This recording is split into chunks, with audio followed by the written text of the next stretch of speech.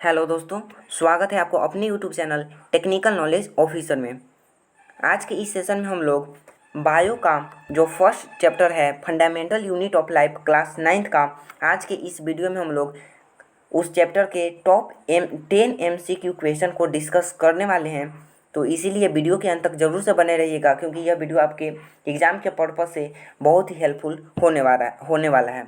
तो चलिए वीडियो को शुरू करते हैं। और वीडियो को शुरू करने से पहले हम आपको बता देना चाहते हैं कि यदि आप NTSC की तैयारी कर रहे हैं, NTSC लेवल की तैयारी कर रहे हैं या नीट की तैयारी कर रहे हैं, तो यह चैनल आपके लिए हेल्पफुल होने वाला है। तो चलिए वीडियो को शुरू करते हैं और आज की अपने फर्स्ट क्वेश्चन की ओर बढ़ते हैं। पहला क्वेश्चन है हमारा,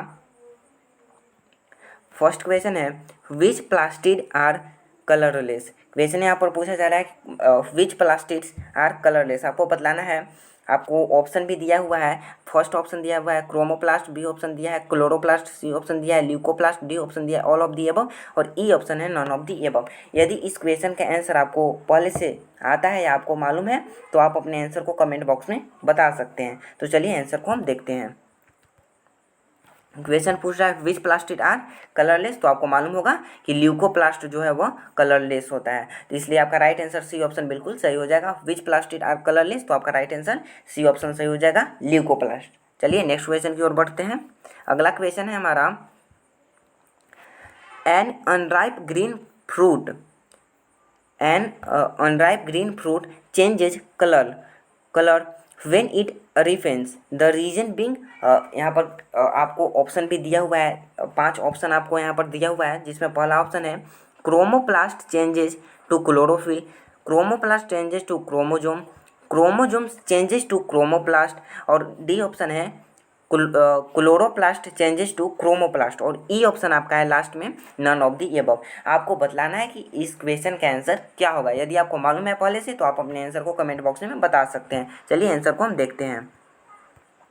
क्वेश्चन पूछ रहा था an unripe green fruit changes colour when it ripens the reason being. तो आपको मालूम होगा कि इसका जो राइट आंसर है वह डी ऑप्शन होगा, chloroplast changes to chromoplast, chloroplast changes to chromoplast, ये आपका राइट आंसर होगा। चलिए बढ़ते हैं नेक्स्ट क्वेश्चन की ओर।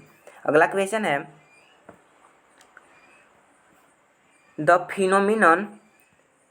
अगला क्वेश्चन है आपका the phenomenon where cytoplasm shrink in hypertonic medium is called.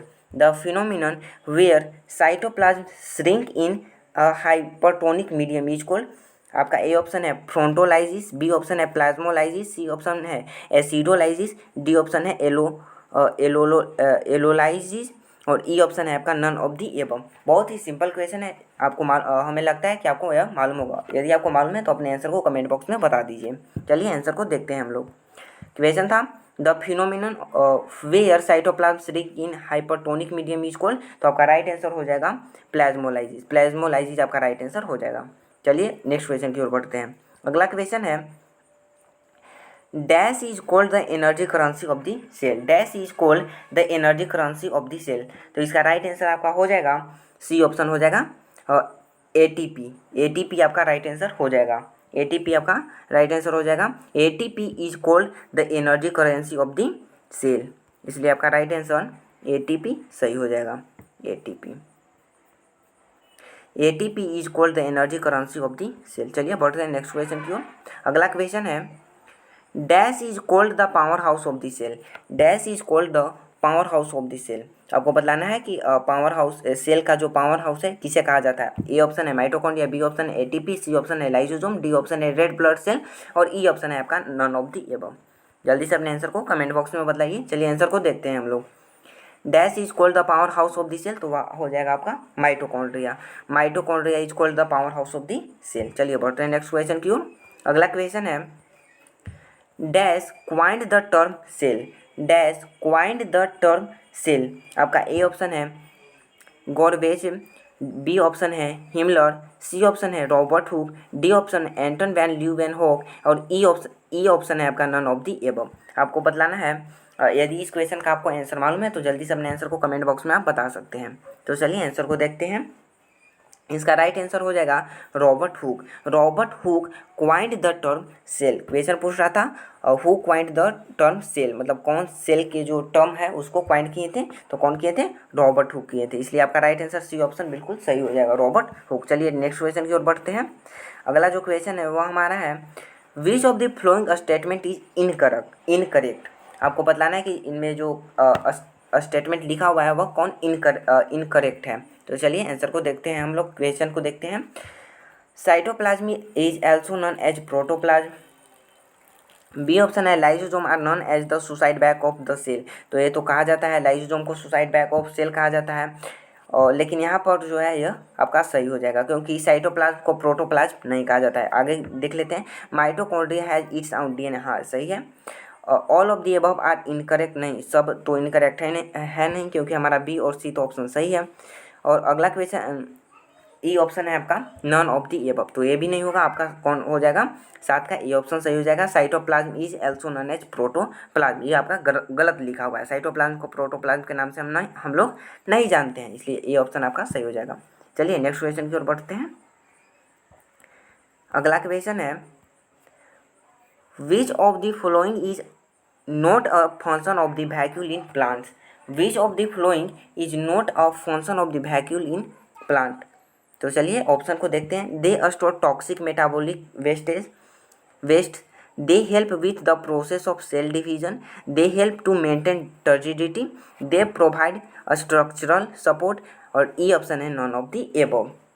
तो आपको मालूम होगा जो क्वेश्चन पूछ रहा है which of the following is not a function of the vacuole in plant, मतलब क्वेश्चन पूछ रहा है, यहाँ पर क्वेश्चन आपसे पूछ रहा है कि प्लांट में जो वैक्यूल का फंक्शन है इनमें से कौन सा नहीं है। प्लांट में वैक्यूल का फंक्शन इनमें से कौन नहीं है, तो आपका बी ऑप्शन सही हो जाएगा। They help with the process of cell division, ये गलत है, ये इसका फंक्शन नहीं है। They help with the process of cell division, लेकिन क्वेश्चन में ऐसे पूछ देता which of the following is function of vacuole in plant, तो आपका ए हो जाता। They store toxic metabolic wastage, ये भी हो जाता। They help to maintain turgidity, और ये भी हो जाता। They provide structure support. लेकिन क्वेश्चन में यहाँ पर पूछा है, क्या पूछा है यहाँ पर क्वेश्चन में पूछा है which of the flowing, question पूछा है which of the following is not a function of the vacuole in plant, तो आपका हो जाएगा कौन हो जाएगा, बी ऑप्शन हो जाएगा। They help with the process of cell division. चलिए नेक्स्ट क्वेश्चन की ओर बढ़ते हैं, और यह हमारा आज के इस सेशन का लास्ट क्वेश्चन भी है। चलिए क्वेश्चन क्या कह रहा है, where are the essential proteins and lipids required for cell membrane manufacture. Where are the essential proteins and lipids required for cell membrane manufactured. आपका ए ऑप्शन है लाइसोसोम, बी ऑप्शन है क्रोमोसोम, सी ऑप्शन है endoplasmic reticulum, D option है mitochondria, और E option है none of the above. आपको बतलाना है यदि आपको आंसर मालूम है तो। चलिए आंसर को देखते हैं। क्वेश्चन पूछ रहा था where are the essential proteins and lipids required for cell membrane manufacture, तो आपका राइट आंसर क्या हो जाएगा, सी हो जाएगा, एंडोप्लाज्मिक रेटिकुलम हो जाएगा। चलिए नेक्स्ट क्वेश्चन की ओर बढ़ते हैं। एक और क्वेश्चन हमारा बचा हुआ है, उसे भी हम डिस्कस कर लेते हैं। क्वेश्चन है the process by which water moves through a semi permeable membrane from a region of high concentration to region of lower concentration thereby equalizing water concentration is called। आपका ए ऑप्शन है evaporation, B option है diffusion, C option है osmosis, D option है all of the above, और E option है none of the above. आपको बतलाना है कि the process by which water moves through a semi permeable membrane from a region of high concentration to lower concentration, मतलब question पूछ रहा है कि उस प्रोसेस का मतलब उस प्रोसेस को आपको बतलाना है जिसमें वाटर मूव करता है सेमी परमिएबल के थ्रू, किसमें, हाई कॉन्सेंट्रेशन रीजन से लोअर कॉन्सेंट्रेशन रीजन में। तो उस प्रोसेस को क्या कहते हैं हम लोग, ऑस्मोसिस कहते हैं। देखिए यदि सेमी परमिएबल आ गया तो उसमें आपका ऑस्मोसिस ही राइट आंसर होगा, क्योंकि